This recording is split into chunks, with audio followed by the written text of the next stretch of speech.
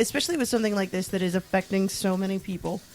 There are people that I know that, again, haven't taken an active interest in politics until something like this has popped up, and now they're like, wait a second, you're talking about my family, you're talking about my friends, and it's scary. It's scary that it had to get this extreme for a lot of people to wake up and realize things are happening all around you that you really, really need to pay attention to and take note of.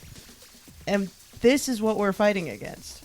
This is what we've been screaming all along. Us and the rest of our snowflake horde have been saying this whole time. It's like, you guys need to pay attention. This is not okay. Well, and that's the thing. People only stand up for what they personally feel. They don't stand up for what matters to everyone in general. It's not until it becomes personal for them. And that is what's so wrong with so much of our society. And I know people get frustrated with me with all my politics and soapbox standing, but the only way to get through to people is to make it personal, to put a face on it. These are how these things are affecting someone you claim to care about, and that's the only way to get through to so many people. And that's very true. Yeah. And a lot of the problem there is that they've spent years, the last decade or more, 15, 16 years since 9/11, telling people that they need to be afraid. And for some reason, human beings are a heck of a lot more interested in caring about stuff when they think that it is going to affect them personally, i.e. when they think that they're somehow going to die in a massive terrorist attack. When, let's be real, folks, I am more likely to be killed by a straight white Christian male at this point than I am by a terrorist from ISIS. Like, hands down. And there is nothing that anyone can say that will convince me otherwise. But there are a lot of people in this country who have spent the last 15 years drinking the Kool-Aid that has been propagated by the right wing and by, places like Breitbart and places like Fox News. Shout out. Thanks, guys, for that stupidity. And all of these people, normal, rational people, are suddenly like, we're all gonna die if we let Muslims in the country. And it's like, you do realize there have been Muslims in this country for a hell of a long time, and everything was okay. Yeah, and it will still continue to be okay. Well, I mean, it's no different than when we had segregation, and it was like, you can't use the same water fountain as me because what? You're gonna catch cooties. Yeah, you're gonna catch the black. No, it doesn't work like that. Like, seriously, people. No. Well, and when you look at the logic behind some of these people, everybody voted on fear. I mean, I know my dad. I mean, he lives with us, and I had this whole imaginary argument with him. I mean, when I found out that the new Attorney General, Jeff Sessions, had dropped the argument against the anti-trans discrimination cases. And looking at that, this administration has no duty to uphold anything that the prior administration said for LGBT people. And, my dad's logic on it was, well, he was worried about his guns being taken away. And my argument in my head was, well, I hope this gun is going to do you a good job defending when I have to go visit my wife in the hospital and they won't let me. Or if they come to take my kids away because I'm not the biological parent. I mean, I hope these guns do you a lot of good there. And just that stupid fear logic, and I don't understand. Yeah, it's kind of insane. I mean, I literally feel like we are living in one gigantic, insane asylum that we call the U.S. right now. And half of us are totally sane and got locked up here by accident because we did not vote that way. But, yeah, I don't know. Aside from the wildly, crazy things happening in the news that are in our face 24/7, that are going viral, we decided to bust out a new segment that we would like to call Behind the Curtain. And for those of you that don't know what this is, which obviously you don't because it's new, basically... You should know. Basically, this segment is dedicated to all of the stories that are still very important, still something that we need to be talking about and taking a look at, but are kind of getting swept under the rug by all of the other, crazy things that are being kind of put in the forefront of the news. So this is everything in the background that we need to know about. Yeah, Wendy, basically, this administration seems to be following through on a practice of controlled distractions. They're putting forth these wild accusations or wild scandals or chaos in order to downplay anything else that they're doing. I mean, under the chaos for the immigration ban, they were announcing the Supreme Court nominee. I mean, so while everybody was freaking out and going to court and trying to get their loved ones home who had been visiting other countries on green cards, or are living here in the United States on green cards, but were visiting other countries and they can't get home, Trump is over here nominating his Supreme Court pick. Or while we were all freaking out over Betsy DeVos, rightfully so, Rex Tillerson is getting confirmed as Secretary of State, and Scott Pruitt is getting slid into the EPA, and we've got Tom Price for Health and Human Services. And we're forgetting, under the Kellyanne Conway infomercial for Ivanka Trump's clothing lines, we're forgetting about the Russian interference in the election. We're forgetting about Trump's taxes. I mean, they're putting up all of these things that we get overwhelmed by and that the news latches onto because they're these big, crazy, over-the-top things. I mean, for Pete's sake, the Bowling Green Massacre.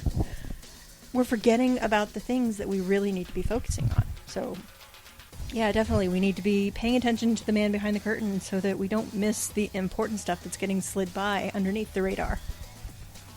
No, it's absolutely true. I mean, one of the major components for this campaign was misdirection. And, they spent so much time having us, look over here at Clinton with her emails. Meanwhile, over here on the other hand, we're, pulling votes out of their back pocket. Well, not even so much of that. I mean, I don't really believe that the Russians actually hacked into the voting machines. That's not what happened in the interference with our election. It was the carefully timed releases of information that negatively impacted Clinton that caused people not to vote for her and caused other people to go out and vote for him instead. And even then, they were carefully targeting these high electoral college count states. That was where their campaign was focused, where, we had more of the intellectually heavy states that don't have as many electoral college votes. Kiara, what are your thoughts on all of this? It's just depressing. There was a point, it was about 2 weeks ago, where I just realized, I was like, I'm emotionally exhausted because there was so much going on, and it really was like, we're going to create this giant disaster, please don't notice this other miniature disaster, really terrible thing that we're doing in the background. Just focus on Ivanka's shoes, please. And I feel like I want to stop. Like, I desperately want to stop because it really is exhausting. But I also know that that's their point. They want us to be exhausted.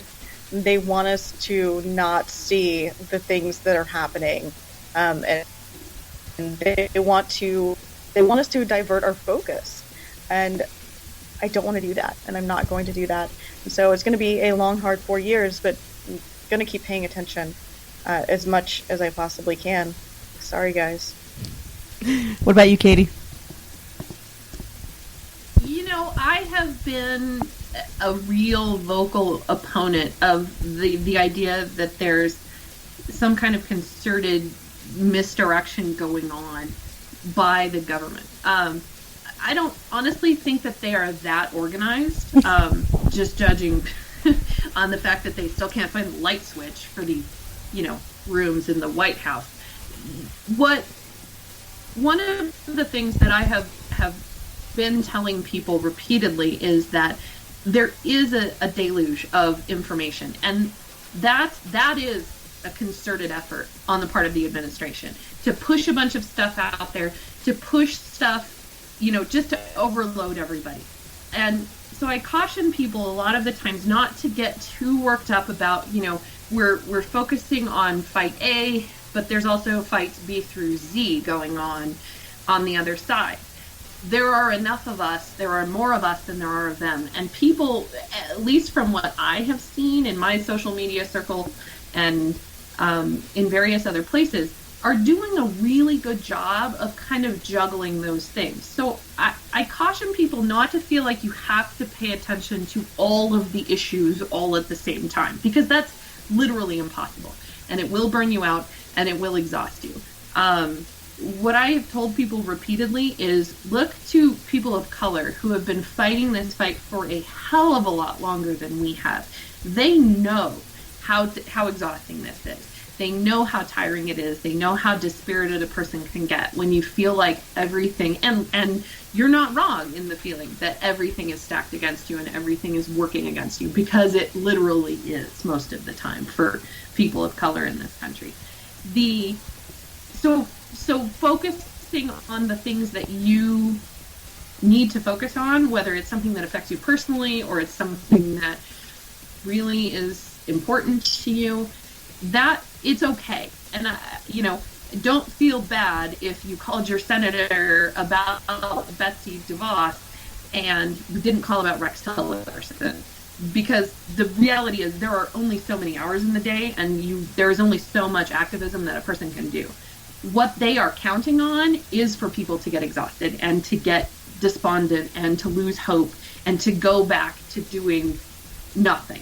And so anything that you are doing to fight against this administration, no matter how small a thing it is an important piece of work. And you should really pay attention to that and really be okay with that and not beat yourself up about, not being able to pay attention to everything else that they're throwing at us at the same time.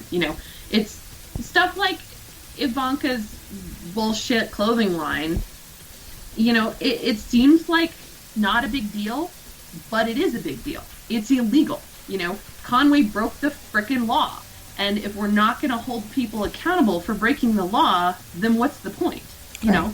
Then you devolve into a situation where people are just shooting each other because, who cares? If they can break the law, then we can too. So that kind of holding things accountable, holding the people in the administration accountable for stuff, no matter how stupid it may seem, I think is a really important piece of this, because that's kind of how they chip away at this stuff.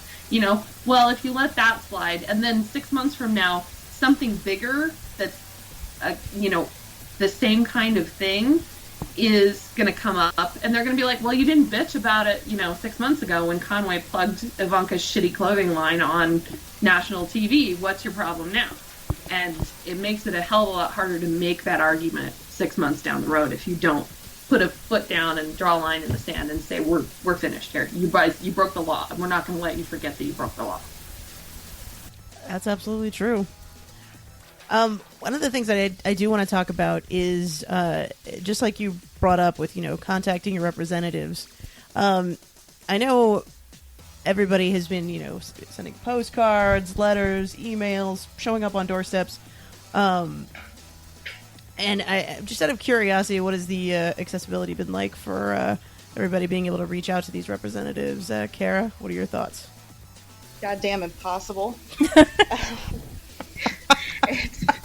It's been so freaking impossible. I actually made a video where one day I was trying to call Senator John Cornyn's office, and I would settle for any office that he has. And I pulled up the list, and I started recording as I called Washington, D.C., Houston, Austin, San Antonio, Dallas, East Texas, El Paso, the Valley. I called every single office, and it was either I could get through to a voicemail box, but it was full, or it just immediately was busy. Like, it was impossible to get through.